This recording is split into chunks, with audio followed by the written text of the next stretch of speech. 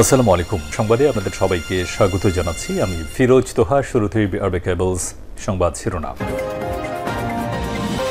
জানিয়ে দেব এই মুহূর্তে হাতে পাওয়া সর্বশেষ গুরুত্বপূর্ণ আপডেট বাংলা সংবাদ। শুরুতেই থাকছে ক্রসফায়ারে ২২৭৬ নেতাকর্মী হত্যার অভিযোগ বিএনপির প্রধান আসামি হাসিনা।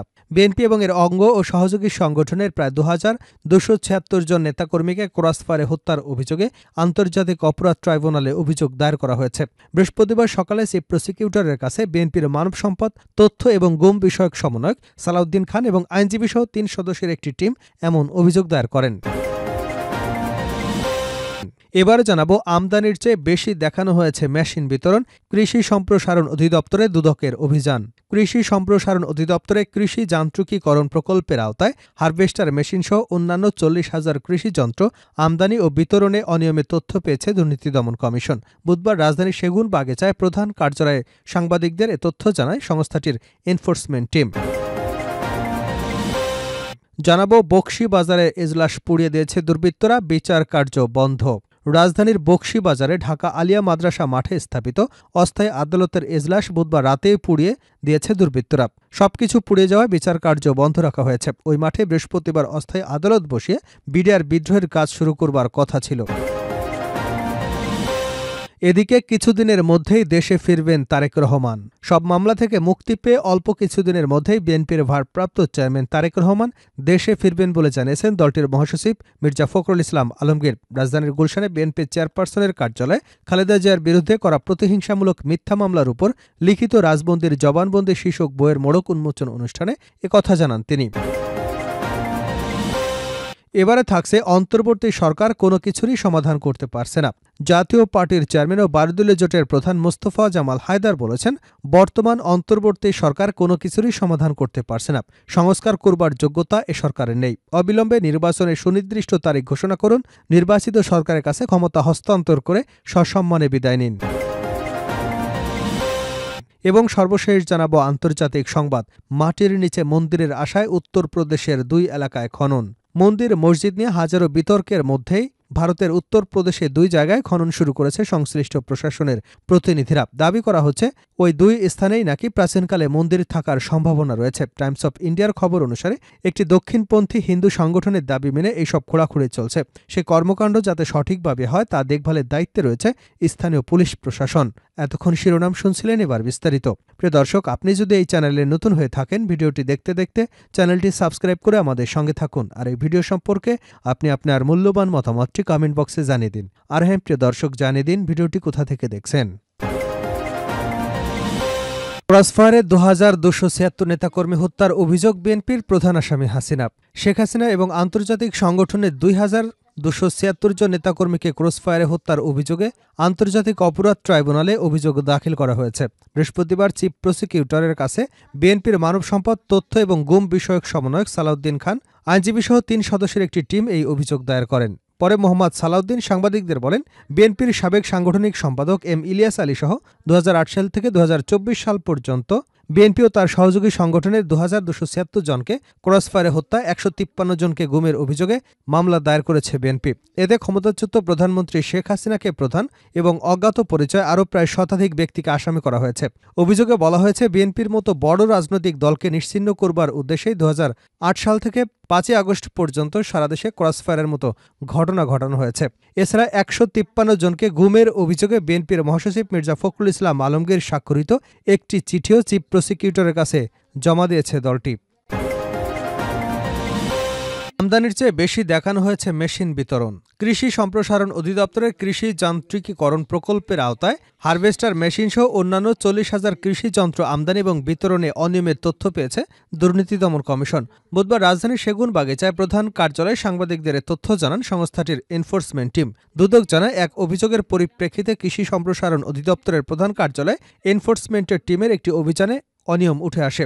সংস্থাটি জানায়, এনফোর্সমেন্ট টিম কৃষি সম্প্রসারণ অধিদপ্তরের প্রধান কার্যালয়ে অবস্থিত সংশ্লিষ্ট প্রকল্প কার্যালয় সরজমিনে প্রদর্শন করেন। পরিদর্শনকালে হারভেস্টার মেশিন বিতরণ, প্রকৃত কৃষক নির্ধারণে জাল জালিয়াতি এবং প্রতারণার আশ্রয়, কারসাজির মাধ্যমে কৃষকদের কাছ থেকে মেশিনের দাম আদায়ের জন্য প্রকৃত দামের চেয়েও ৩ গুণ বেশি অর্থ আদায়, প্রকল্পসহ সংশ্লিষ্টদের গাফিলতিসহ বিভিন্ন অনিয়মের ব্যাপারে অভিযোগের সত্যতা পেয়েছে দুদক। তথ্যমতে প্রকল্পের ৩টি ধাপের প্রথম পর্যায়ে বরাদ্দ ১৫০ কোটি, দ্বিতীয় পর্যায়ে বরাদ্দ ৩৩৯ কোটি এবং তৃতীয় পর্যায়ে বরাদ্দ হয় ৩২০ কোটি টাকা। দুদকের টিম লিডার সাজ্জাদ জানান, কম্বাইন্ড হারভেস্টার মেশিন বিতরণে সরকারের ভর্তুকি দেবে সমতল এলাকার জন্য ৫০% আর হাওড় এলাকার জন্য ৭০%। মোট ১২ ধরনের ৪০,০০০ কৃষিযন্ত্র কাগজে কলমে বিতরণ দেখানো হলেও বাস্তবে সেগুলোর অস্তিত্ব খুঁজে পাওয়া যায়নি। সবচেয়ে বেশি হারভেস্টার বিতরণ দেখানো হয়েছে নেত্রকোনায়। সিলেটিতে বিতরণ দেখানো হয়েছে ৯০০টি, যা অন্যান্য জেলার থেকে সংখ্যায় অনেক বেশি এবং সন্দেহজনক। প্রয়োজনীয় শর্ত পূরণ না করা সত্ত্বেও বাংলা মার্ক এবং আদি লিমিটেড নামের দুটি কোম্পানি থেকে মেশিন কেনার অর্ডার দেওয়া হয়েছে। বকশী বাজারে এজলাস পুড়িয়ে দিয়েছে দুর্বৃত্তরা, বিচার কাজ বন্ধ।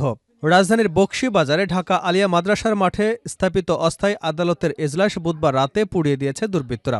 সবকিছু পুড়ে যাওয়ায় বিচার কার্য বন্ধ রাখা হয়েছে। ওই মাঠে বৃহস্পতিবার অস্থায়ী আদালত বসিয়ে বিডিআর বিদ্রোহের বিচার কার্য শুরু হবার কথা ছিল। সরজমিনে গিয়ে দেখা যায় এজলাস কক্ষের কিছুই অবশিষ্ট নেই। বিচারকের বসার টেবিল, চেয়ার থেকে শুরু করে সবকিছু পুড়িয়ে দেওয়া হয়েছে। বর্তমানে বিচার কাজ চলার মতো পরিস্থিতি নেই। সকালে আদালত পরিদর্শনে আসেন বিচারপতি ইব্রাহিম মিয়া। এ সময় তার সঙ্গে কথা বলেন মাদ্রাসার শিক্ষার্থীরা। বিচার কাজ চালানোর জন্য পরবর্তী দিন ধার্য করা হয়েছে, তবে পরবর্তী বিচার কাজ কোথায় চালানো হবে সে বিষয়ে জানা যায়নি। আদালত প্রাঙ্গণে এসে বর্ডার গার্ড বাংলাদেশের চিফ প্রসিকিউটর মোহাম্মদ বুরহানুদ্দিন বলেন, বিচার কাজ চালানোর মতো স্বাভাবিক অবস্থা নেই। বিচারক এখন উপস্থিত হয়েছেন, এখন ওনার পক্ষ থেকে কি নির্দেশনা আসে সেটি দেখার অপেক্ষায় আছে। এদিকে অস্থায়ী আদালত বসানোর প্রতিবাদে বৃহস্পতিবার সকাল থেকেই মাদ্রাসার সামনে সড়কে অবস্থান নেন আলিয়া মাদ্রাসার শিক্ষার্থীরা। পরিস্থিতি নিয়ন্ত্রণে ঘটনাস্থলে পৌঁছায় আইনশৃঙ্খলা রক্ষাকারী বাহিনী। ঢাকা শিক্ষা বোর্ডের সামনে সড়ক বকশীবাজার মোড় এবং আশপাশের গলির প্রবেশ মুখে বাঁশ দিয়ে আটকে রাখেন শিক্ষার্থীরা।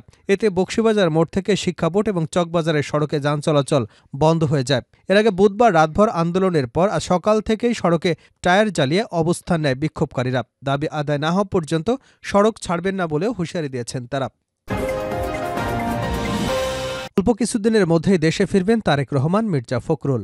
সব মামলা থেকে মুক্তি পেয়ে অল্প কিছুদিনের মধ্যেই বিএনপির ভারপ্রাপ্ত চেয়ারম্যান তারেক রহমান দেশে ফিরবেন বলে জানিয়েছেন দলটির মহাসচিব মির্জা ফখরুল ইসলাম আলমগীর। বৃহস্পতিবার রাজধানীর গুলশানে বিএনপি চেয়ারপারসনের কার্যালয়ে খালেদা জিয়ার বিরুদ্ধে করা প্রতিহিংসামূলক মিথ্যা মামলার উপর লিখিত জবানবন্দির বৃহস্পতিবার রাজধানীর গুলশানে বিএনপি চেয়ারপারসনের কার্যালয়ে খালেদা জিয়ার বিরুদ্ধে করা প্রতিহিংসামূলক মিথ্যা মামলার উপর লিখিত রাজবন্দির জবানবন্দি শীর্ষক বইয়ের মোড়ক উন্মোচন অনুষ্ঠানে কথা বলেন তিনি। মির্জা ফখরুল বলেন, বেগম জিয়া আন্তর্জাতিকভাবে যে সম্মান পেয়েছেন তার ভাষায় প্রকাশ করবার মতো নয়। কাতারের আমিরের প্রতি কৃতজ্ঞতা প্রকাশ করছি। তিনি বিনা সংকোচে বিশেষ এয়ার অ্যাম্বুলেন্স পাঠিয়েছেন।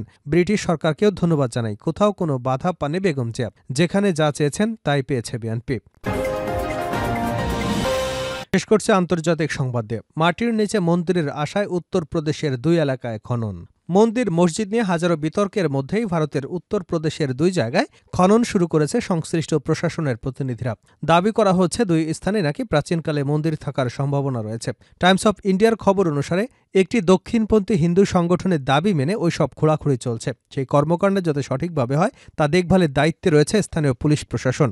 পুলিশ সূত্রে দাবি করা হয়েছে, এই ২টি স্থানের মধ্যে একটি রয়েছে রসুলপুর থানার অন্তর্গত কাশ্মীরি গেট এলাকায়। সেই স্থানের কাছে রয়েছে মোহাম্মদী মসজিদ। দুদিন আগে নাকি সেখানে প্রাচীনকালে মন্দির থাকবার একটা সম্ভাবনার খোঁজ পাওয়া গিয়েছিল, তাই সেখানে সম্ভাবনা যাচাই করে দেখা হচ্ছে।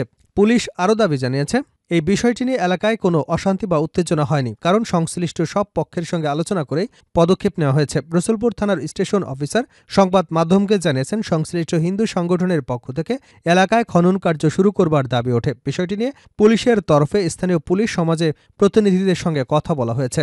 এরপর ২ পক্ষকে নিয়ে আলোচনায় বসে পুলিশ। অবশেষে সকালে সহমত নিয়ে শান্তিপূর্ণভাবে ওই এলাকায় খনন কার্য শুরু হয়। খনন কার্য চলছে। সেই স্থানে আগাগোড়া উপস্থিত থেকেছেন বজরং দলের জেলা প্রধান মোহন বজরঙ্গী। তার দাবি, ওই এলাকায় একটি শিব মন্দিরের কাঠামো পাওয়া গিয়েছে। তিনি বলেন, এবারকার খনন কার্য শেষ হয়ে গেলেই মন্দিরের গঠন এবং বিগ্রহ সম্পর্কে বিস্তারিতভাবে কিছু কথা বলা সম্ভব হবে।